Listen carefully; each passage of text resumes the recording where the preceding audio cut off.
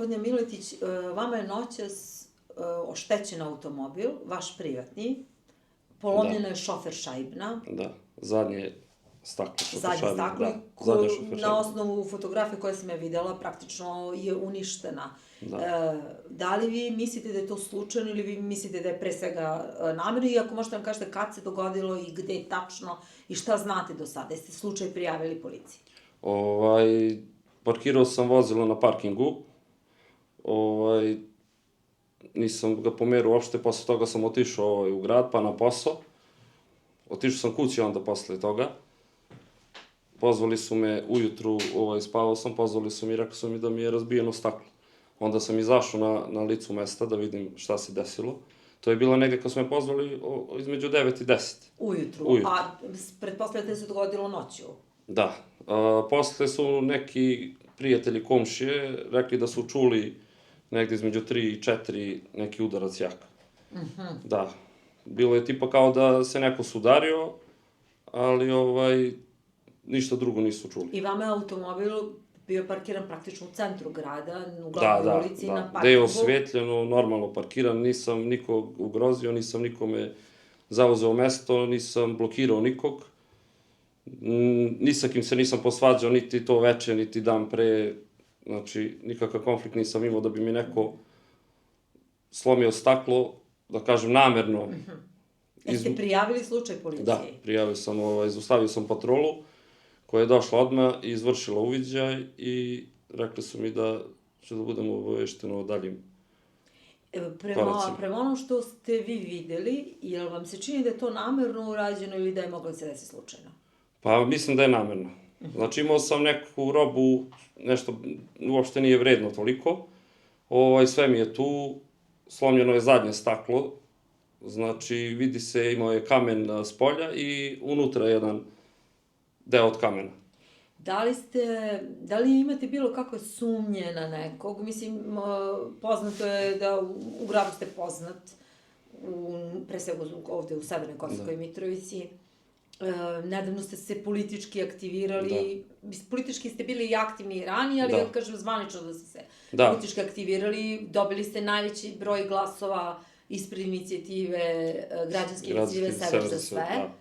Niste odbornik, ali da li možete da dovedete u vezu ovaj incident, odnosno oštećenje vašeg automobila sa vašim političkim angažmanom? Pa, volao bi da nije to u pitanju. Postoji mogućnost da jeste, ne mogu sad da znam, možda će istraga da utvrdi. Volao bi da se desilo iz nekog drugog razloga, ali opet meni nepoznato, da nije politički, jer onda bi bilo stvarno poražavajuće za naš grad, za ovi koji sad vladaju, da postoji revanšizam prema ljudima koji misle drugačije. Tako da... Do sada, vi mi ispravite ako grešim, između, da kažem, građanske inicijative Sever za sve i moram da imenujem većinski, zapravo najznačajnije stranke Srba sa Kosova, Srpske liste, nisu primećene neke veće varnice tokom ovih nedavnih lokalnih izbora. Skupština je tek konstituisana, nije se primetila bilo kakva u javnom prostoru tenzija. Jel biste mogli da uprete prst u spekulacijama ka srpskoj strani ili eventualno da mislite da je možda etnički motivisano? Pa, još ne mogu da tvrdim, mislim, ne mogu da tvrdim ja, možda policija istraga bude saznala nešto. Etnički motiv mislim da nije, sukobe nismo imali nikakve, čak kampanja je protekla mirno, nismo imali ni pretnje, ništa. Da jesam, ja bih rekao, inače sam mnogo aktivan na društvenim mrežama. Pišem, stalno to već radimo, što kažu, dugo godina. Možda se nekome ne sviđaju moji statusi, ne znam kojoj strani. Jeste imali neki status, možda se, mislim, pa svakodnevno pišem, ali ništa da vređam nekog, da targetiram nekog. Moji statusi su onako, da kažem,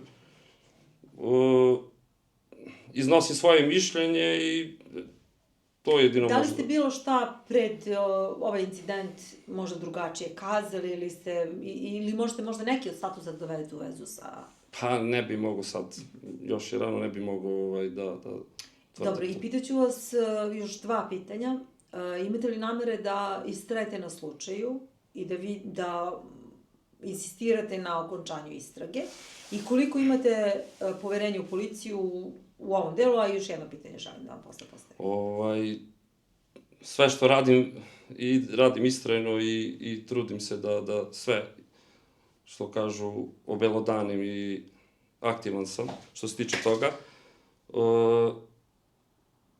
Policija je rekla da će da odradi sve što može, nadam se da će da nađu počinioce, baš da vidimo u kojem smeru je išlo sve to što se desilo. Je to pokriveno kamerama, taj deo je Da, pokriveno kamerama? imaju kamere i ceo grad, znamo svi da su pokrili kamerama, tako da ako želi policija da nađe počinioce, može da nađe, sigurno. I poslednje pitanje, kakvu poruku, pošto ste već politički aktivan, pa da vas pitam sad i kao političara, kakvu poruku neko šalje ko koristi nasilje kao oblik ili iskazivanja nezadovoljstva ili zastrašivanje? Na kraju, kako ste vi doživjeli ovo što se dogodilo u vezi sa napadom na vašu imovinu?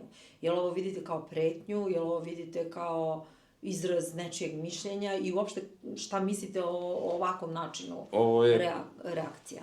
Ovo je poražavajuće, pre svega za društvo naše, da može ovako nešto da se dešava. U gradu sam poznat da ni sa kim nisam imao nikad probleme. Aktivan sam politički, da kažem, ajde, sa te strane nisam imao pretnje. Možda je ovo neki vid pritiska, možda na neke buduće korake, radove.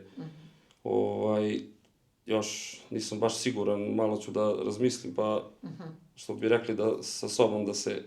I imam samo jedno pitanje za kraj. Osvojili ste najveći broj glasova, a niste na listi opštinskih odbornika. Ili imate namere da se angažujete u lokalnoj samoupravi? Pa da, imali smo ženu na listi koja po pravilima CIK-a i po zakonu mora da bude, iako je imala manje od mene glasova, mora da bude ona kao žena druga.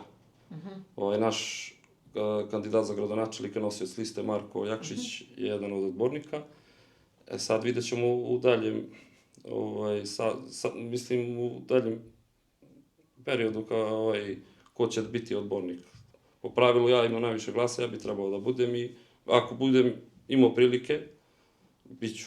Da li može da se desi ovaj napad na vašu imovinu kao, ne želim da prejudiciram, ali da li ste možda razmišljali da bi to moglo da bude neki signal u vezi sa načinom kako razmišljam, da biste se angažovali kao odbornik ili... Pa, s obzirom da, opet kažem, nisam imao konflikt ni sa kim direktno, nikakvim pojedincem, postoji mogućnost da je možda to namera, da je, ili je neko teo da se dodvori nekom, eto, uradili smo to Ivanu Miletiću, možda je nekome isto poruka drugome da, eto, ko se bavi nekim aktivnostima, aktivizmom ili politikom, da šta ga čeka, da kažem, da, ako je to poruka. I se osjećate bezbedno, ugroženo i vi lično i u vezi sa razmišljanjima sa vašom porodicom? Pa, iskreno da vam kažem, ne plašim se nijednog trenutka, ali mi je nelagodan osjećaj. Pogotovo za porodicu. Tek trebam da se vidim sa njima, nisam zbog obaveza oko ovog slučaja, nisam stigao da odem do kuće. Jedna stvar gde mi je, da kažem, teško palo u trenutku kad se to desilo, mislim kad se desilo, kad sam saznao da mi je slomljen, da kažem, staklo na autu, posle toga me zove klinac moj koji kaže, tata, neko nam je slomio staklo. Ja kažem, pala je nešto sa zgrade i tako to. Mislim, decu ne možemo da lažemo, nisu oni mali, videlo je dete na licu mesta. Počeo da kažem, ajde da plače, da sad, rekao, nije to ništa, to se desilo stvarno, nije da sad dodajem ili nešto, ne želim da se promovišem ni na jedan način, ali to se desilo. Znači, najviše mi je žao da porodica trpi, inače, što se tiče mene, nisam se plašio nikad, niti imam, mislim, ne može da me uplaši, iskreno da vam kažem. Jer radim ispravnu stvar, tako da se ne bojim. Čovjek koji radi ispravnu stvar ne boji se ničeg. Samo Boga, Gospoda, što bi rekli. Gospodine Miletić, hvala što ste govorili za Kosovo. Hvala i vama.